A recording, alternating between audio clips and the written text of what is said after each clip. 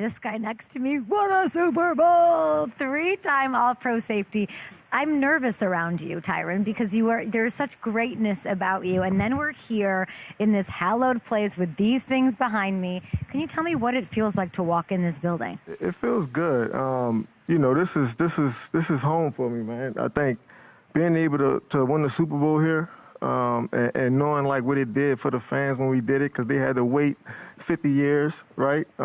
Like that, I always think about that moment, because that's what I really think about looking back on my career here too, is that I played in a lot of big games. I had a lot of success, but this community embraced me from like day one, and so I've always appreciated that. When you say it's home, what do you mean by that? Like, you've been to different places, you've lived, you have a lot of places you could call home. Yeah, I think it's really the relationships, you know, and I speak about it a lot.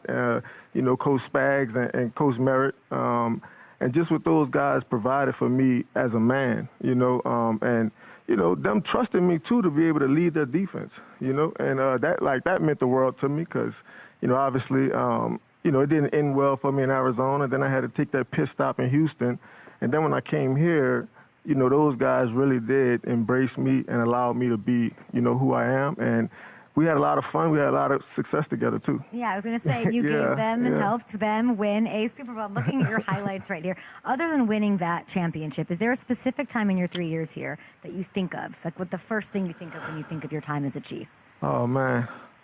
I think it always goes back to the people. It always goes back to the coaches. And, man, I remember when Coach... Tyrann. You know, you just gave the coaches love. I mean, you know, about you. I mean, you know, personally, yeah. You know, I think being able to help lead this defense, that meant a lot to me. Because, you know, like I said, in Arizona, it was Patrick Peterson's defense.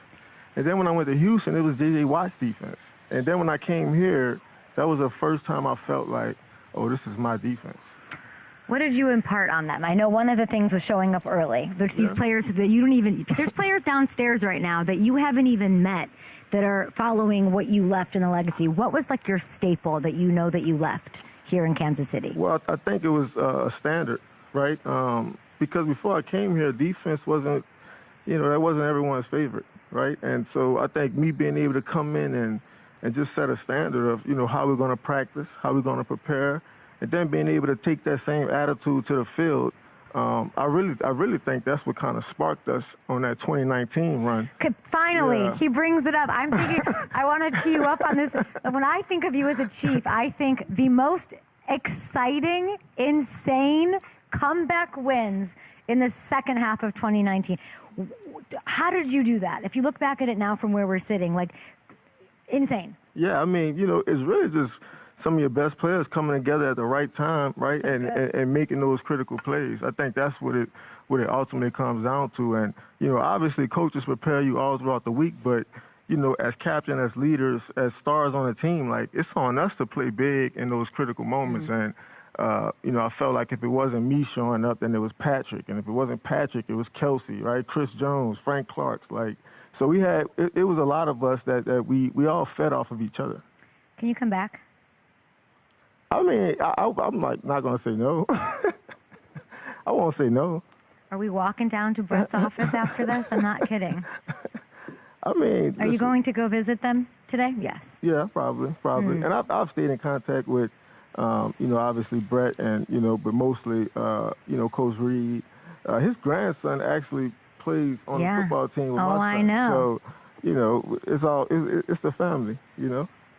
You have a different tune now than when we talked about this the day after you retired, where you were like, maybe not.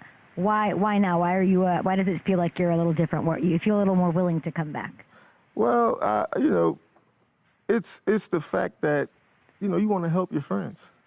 You know what I mean? Like, you want your friends to have like a fighting chance. And so, I mean, I know fans hit me up all the time on Twitter and their ex, you know, and they want me to come back, but mostly they want me to come back to just provide that energy, that attitude. So I think we're just missing a little bit of that. I'd like to get into that with you. Because we're sitting here, it feels weird. When they lost to the guy, I was like, oh, man, because we're going there, we want to be celebratory, beat the Cowboys. And it didn't happen. I always turn to you, and you're this, like, glowing, optimistic light about this team. A lot of the light is dimming. right now. It is rough. When you go down there, I mean, we're going to get the deal done with the beach. That's a different part of the building. Then you walk over to the In Spags We Trust part of the building. What would you say? Let's say, like, they have to win out and they need a little help. I mean, I think, losing 2 of the last 3 games sure hasn't helped. The optimism for me is that, it's going to be hard for those guys to win the division, right? But, especially with the Broncos and the Chargers just, like, playing so well. Yeah. Like, it's going to be really, really tough to win that division. And so, but they don't have the problem that some teams have. Like, they're not in a total rebuild, right? So even if they didn't get to the playoffs, I still think they're in a position to kind of reload because they have a lot of talented players. We're talking about right? next year. Next year, yeah. Right? And, I mean, you got a lot of young guys, too, that need to get paid that have some trade value. So I really see that type of future for the Chiefs. I see them kind of taking a step back like, oh, okay, we didn't punch our ticket this year, but, man, like, soon as offseason start, how do we get better? How do we get more assets? How do we get more draft picks so they can continue to develop their own players? Is there anything they can do this year over these next final 5 games that could change their trajectory for 2025? I mean, it all comes back to Patrick.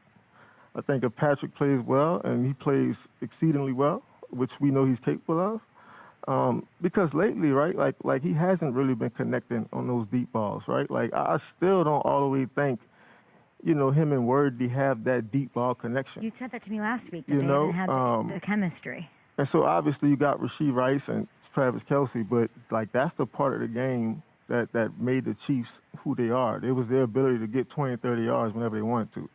And so I think the next step for Worthy personally is how does he develop into a person that Patrick can trust deep down the field, right? Because I think they're really missing that element to the offense. Probably why most of the fans are bored, because that's what they're used to seeing, Mm-hmm. I don't know. Now I'm here. I feel like you're saying it's not their year. I mean, I probably wouldn't say that word for word because they got Patrick Mahomes, and I still believe in the fact that, man, if you got a really good head coach, if you got a really good D coordinator, you got a really good quarterback, you always have a chance, right? And so I think it's really just about, obviously going down this last stretch and, hoping the ball bounced their way and they could somehow punch a ticket in a deep, AFC conference because with Buffalo, it's like the 8th seed, and they only lost 4 games. Crazy. It doesn't make any sense. It's so crazy. You gotta win a lot. But for people who are waking up in Missouri and you can now go have some fun on FanDuel Sportsbook, the Chiefs are plus 104 to make the playoffs. The last team in the playoffs, according to FanDuel Sportsbook, plus 1,600 to win the Super Bowl. So go have some fun with that responsibly. Of course, let's say it's not their year. What is one change that you'd like to see this team make for next year? One change I would like to see them make for next year. Man, I feel like they got so many holes. I would really like for them to get a running back that... Don't get me started on this. That can really... What does that prompter say? That can really take, that pressure off of Mahomes, But Brees Hall. I think they need a real running back. I thought they were going to get him. Okay, so running back for the future. Yes. Okay, I love that. Okay, let's talk about some other things. Now, after last night's overtime win, the Broncos tied with the Patriots. Let's take a look at the standings here in the AFC. Who is the team to beat in the AFC? I think hopefully we have them. Who do you like? Who's the team to beat? You got a tie up top. I mean, for me, it's the Broncos. I think the Broncos, the way they play defense is really, really incredible. And they put a lot on those guys up front, and those guys get home a lot. And so if you could sack the quarterback and you can affect that player in the postseason, those teams usually win the Super Bowl. You know what I mean? And so then, too, you add that Sean Payton dynamic, right? And people kind of underestimate this, but, like, when you're able to have a head coach that installs belief in a team, that team got a chance every week. And he did that I thought it was weird that in the preseason and training camp he was saying it's a championship team, and I'm like, why would you say that? Yeah. What a weird target to put on their back, but you're saying that is necessary and a huge advantage? Absolutely. I mean, like, because he's a coach's coach. Like, those guys are going to be prepared, right? Like, he's next level as far as a coach. And he got a good, when I was with New Orleans, I realized that, man, like he has great control of a locker room, right? Like, for sure. And because it kind of, that kind of started to slip away after, Sean Payton left, and right? So, yeah. But yeah, like he has great firm control of the players in the locker room, and he can get them to believe in anything he says. Would you say the same about Mike Tomlin? Absolutely. I'll probably say the same for him too. I mean, he's another one. He's a great coach as well. But that's a whole mess over there with the Steelers right now. I don't know what's going on. What's your read on that? I mean, they're saying fire Tomlin. Yeah, I mean, listen, I think, it's been a great marriage. They were married for 20 years. Successful marriage. I mean, it can't always last forever, right? And to be honest, I think they're going in two different directions, right? I think the Steelers need to just rebuild, right? And Mike Tomlin just need to get on a team that he just needs to reload, right? And so I think they're looking for different things. Where do you think Mike Tomlin's coaching next year? Where do I think he's coaching next year? Yeah. Oh, man. 26-7 yesterday, lost to the Bills, we saw. He probably looked good in, like, Miami. Yeah, I think he deserved that. 20 years up north. You're sending him to retire and play golf? Really? I think he looked good in Miami. Miami? I did not think. I thought you were going to say Giants for sure. Oh man, No, not him. And like, you don't think that's a good Jackson needs like a bit of a toughie? I believe in that. I think that defense too. I think that D line. That's really the heartbeat of that team. What are the other rumored or spots that Tomlin could go? Anything shaking? Giants, I feel like. Miami's interesting, though. I mean, the difference that do you believe in the Bears, speaking of coaches? He's naked in the locker room, getting everybody free hot dogs. Yeah, do you believe in the Bears? What do you believe about the Bears? I believe in Ben Johnson. I believe in Dennis Allen. Oh, yeah. And your boy Dennis. And I think that quarterback is just continue to make plays, And that defense. Like, that defense is, like, taking the ball away, like, whenever they want. Right? Oh, but Tyrann, everyone says that that's terrible. That you can't say that a defense is good if all they do is like takeaways. Ugh, that's literally, people are saying that they lead the league in turnovers and that's luck, and you can't invest in that. What would you like to say, listen, Chicago? The most important thing on the football field is the ball. So if you got a defense that takes the ball away, that's a pretty good defense. That's an opportunistic defense. I'm not saying that they're a perfect defense, but yeah. I know Dennis Allen. I played for him. Like, he's another one that defensively, he could get you to believe some stuff. Right? I love that. How is Dennis Allen, knowing him like you do, how is he getting them to turn over the ball so much, and why is it sustainable? Well, because, it's an attitude. And if I know anything about Dennis is, like, he's practicing this all day, right? Like, springtime, training camp, like that, those are points of emphasis. You know what I mean? And just the way that he presents his defense to you. Like, it's like some 1960, old school football coach, right? Where he just trying to hit everything that move, and how do we disrupt that little 3-yard pocket around the quarterback? He could get anybody to believe in that. That's why most of his defenses are good. That's so interesting to me. And his name's Dennis, which, like, he has to overcome his name being Dennis to be a badass. Just saying. Okay, these are my questions. These are really tough ones for you. Shoot. The Eagles' offense. Oh, Lord. Oh, Lord. I just think, having played against those guys, the past couple of years, they're kind of predictable. Oh, no. And I think if you, have one of those football minds, right, or you have the time of the day to study, a couple hours a day, it's easy to pick up on. Explain. I'm not a safety. You're an certain all-pro. 2x2 looks, right? Like, okay. Certain 3x1 looks, right? Where's A.J. Brown in formation? Where's Devontae Smith, right? Where's Saquon Barkley in relation to the quarterback, right? Is he in front of him? Is he behind him? Is he offset next to him? Those are the tells? Like, those are the tells, right? And everybody can't process this, but they used to pay me to do. They used to pay me a lot of money to do that. So that's all I used to focus on, because that kind of helped me know where the ball was going. But you're saying this is last year too. Yeah. So then what's happening this year versus... I think sometimes your best players could kind of wield you, right, to the win, right? Okay. Kind of like how Saquon did last year. I could see that, but that's a predictable offense. And they don't have the same defense. But people are saying it's Kellen Moore gone, which you met Kellen Moore. You know him a little bit. We down to New Orleans for a second. And then a Kevin P thing. So is it not a Kevin Petula thing?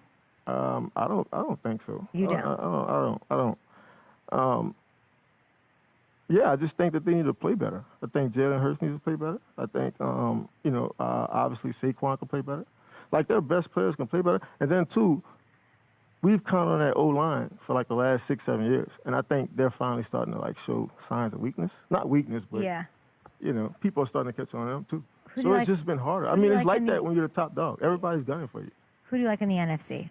You like I know you believe in Ben Johnson. You love your guy Dennis. But if there's, I don't know if we have the standings in the NFC. But NFC.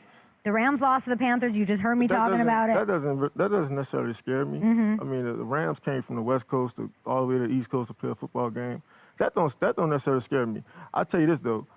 I'm thinking Los Angeles Rams, Chicago Bears. That's like my top two, and it's so crazy. I love it. I mean, that's just what I believe in. Pick between them. If you had to pick right now, you have to go. I mean, who would you pick between the two of them? Knowing all that you know about what it takes to get to and win a Super Bowl. The Rams. I think the Rams. And it all goes back to that quarterback head coach, right? Like, I think those guys are just exceptional together. Matt Stafford doesn't look 40 years old. He looks 28. He's playing great. I want to see Devontae Adams get to 20 touchdowns. I think that'll be cool, right? And like, a Super Bowl ring would be cool for him. him. Right? Like, great running game. And then on top of that, that defensive line that they have, those guys, like, they can win a game just rushing forward, right? Like, they don't need to scheme up these exotic pressures, right? Like, they got enough meat on the front line where they could control every game for the most part. Is there an NFL team that can turn the tables? Like a sneaky Texans-y? That could kind of flip the script. Just someone that we're not talking. I'm hitting you with all the blockbusters here. Is there a non-haymaker? We were talking about the Colts, right? Because they were, like, playing like the greatest offense in the world. Yeah, but Daniel Jones has he's out there on a broken leg. Yeah, I mean, I saw that clip. I couldn't believe it, you know, but... Is he what did you think when you saw that? I was like, why do they have him practicing? First of all, why do they have him practicing? I don't understand. I don't know. Maybe it's some psyche with the team. Or something. Maybe it's trying to fool the reporters. Who knows? But I do know this. The Texans, the way the Texans play defense, man, listen, I'll come back to play for a defense like that. Okay, hold on. I'm getting here, we're going to take a break, and I want to talk about Lane Kiffin, of course.